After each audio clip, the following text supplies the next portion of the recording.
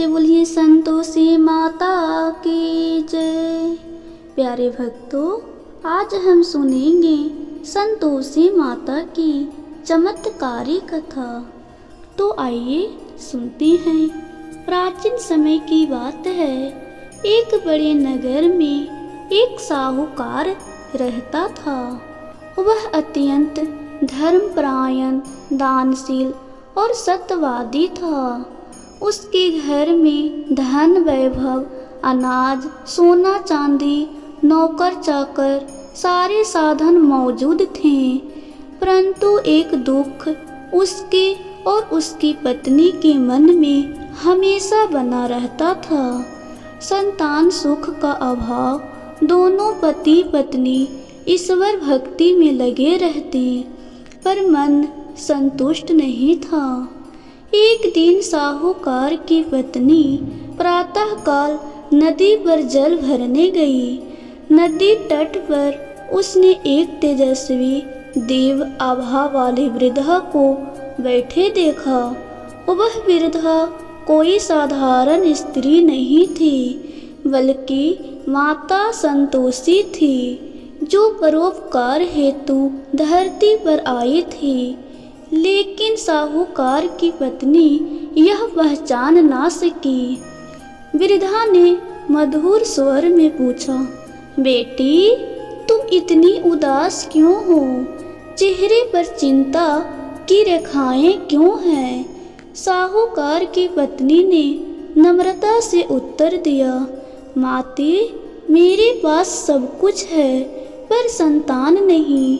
इसी बात का दुख मन को खाए जाता है। वृद्धा मुस्कुराई और बोली, यदि तुम श्रद्धा व निष्ठा से शुक्रवार व्रत करोगी, माँ संतोषी की पूजा करोगी, दान करोगी और सच्चे मन से कथा सुनोगी, तो निश्चित ही तुम्हारी सभी इच्छाएं पूर्ण होगी। उन्होंने व्रत की विधि समझाते हुए कहा, प्रति शुक्रवार प्रातः स्नान कर घर को स्वच्छ करो, सफ़ेद वस्त्र धारण करके माता संतोषी की पूजा करो, कथा सुनो, प्रसाद चढ़ाओ और गरीबों को भोजन या वस्त्र दान करो। ऐसा करने से तुम्हारे जीवन में सुख, शांति और समृद्धि का आगमन होगा। साहूकार की पत्नी ने उस दिन से व्रत आरंभ किया। वह हर शुक्रवार श्रद्धा से घर को साफ करती, दीपक जलाती, माता संतोषी की पूजा करती और कथा सुनती। कुछ ही समय में उसके घर का वातावरण बदलने लगा। जहाँ पहले उदासी रहती थी, अब वहाँ शांति और सकारात्मक आने लगी। पति पत्नी के बीच प्रेम बढ़ने लगा। कुछ महीनों बाद माता संतोषी की कृपा से उसे गर्भधारण हो गया। पूरा परिवार प्रसन्न हो उठा। समय आने पर एक सुंदर पुत्र का जन्म हुआ। यह देखकर साहूकार और उसकी पत्नी का विश्वास और बढ़ गया कि वास्तव में श्रद्धा से किए गए व्रत कभी व्यर्थ नहीं जाते।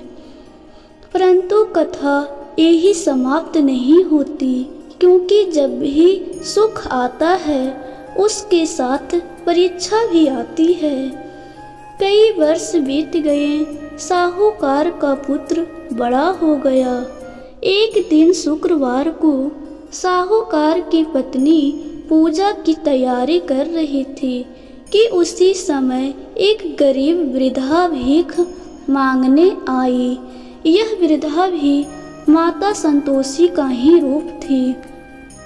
साहूकार की पत्नी ने जल्दी में क्रोध में आकर कहा, अभी समय नहीं है, दूर हट जाओ, हर समय मांगने आ जाती हो। माता संतोषी वृद्धा ने शांत स्वर में कहा, बेटी, मैं कल आ जाऊंगी, और धीरे धीरे आगे बढ़ गई। परंतु यहाँ साहूकार की पत्नी से अहंकार के कारण भूल चुकी थी। जिस देवी ने उसके जीवन में सुख संपत्ति भरी थी, आज उसी देवी का उसने अपमान कर दिया। उस दिन के बाद घर में धीरे धीरे परेशानियां बढ़ने लगी। व्यापार में घाटा, घर में कलह, धन का नाश, अनाज की कमी, पशुओं का बीमार होना, नौकरों का घर छोड़ना। कुछ ही दिनों में साहूकार का भव घर उजड़ने लगा। वे इतने निर्धन हो गए कि खाने तक के लाले पड़े। दुखी होकर साहूकार की पत्नी को याद आया कि शायद उसने किसी देवता का अपमान किया है। वह रोती हुई बैठी। उसे वही तेजस्वी वृद्धा फिर दिखाई दी। वृद्धा ने कहा, बेटी, क्या तुम्हें कुछ याद है? पिछले शुक्रवार तुमने क्रोध में मुझे अपमानित किया था। मैं तुम्हारी परीक्षा देखने आई थी। जहाँ क्रोध और घमंड होता है, वहाँ संतोषी माता नहीं रहती। साहूकार की पत्नी हाथ जोड़कर रो पड़ी। माता, मुझसे भूल हो गई है, कृपया कर मुझे क्षमा करें। माता संतोषी ने समझाया, व्रत केवल शरीर का नहीं, मन का भी होता है। जब तक विनम्रता, दया और नम्रता नहीं होगी, तब तक व्रत अधूरा रहता है। इसके बाद साहूकार की पत्नी ने पुनः संकल्प लिया कि वह बिना अहंकार के पूरी सच्चाई और भक्ति से व्रत करेगी। अगले शुक्रवार उसने मन ही मन माता संतोषी से क्षमा मांगी, घर को स्वच्छ किया, संतोषी माता का पूजन किया, विधि विधान से कथा सुनी, दीपक जलाया और गरीबों को भोजन कराया। उसकी भक्ति देखकर माता संतोषी प्रसन्न हुई। धीरे धीरे फिर व्यापार बढ़ने लगा। घर में शांति आई, अनाज के भंडार भरने लगे, पुत्र भी स्वस्थ और विद्वान बनने लगा। कुछ ही महीनों में साहूकार का जीवन पुनः समृद्ध हो गया। साहूकार की पत्नी सबको यही उपदेश देने लगी।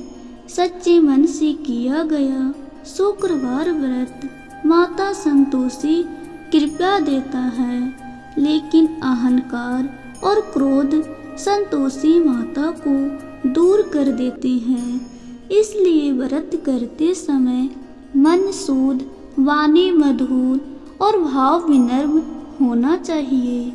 इस प्रकार जो भी श्रद्धा और भक्ति से शुक्रवार व्रत करता है, उसकी सभी मनोकामनाएं पूर्ण होती है और घर में धन, सौभाग्य और सुख समृद्धि सदा बनी रहती है।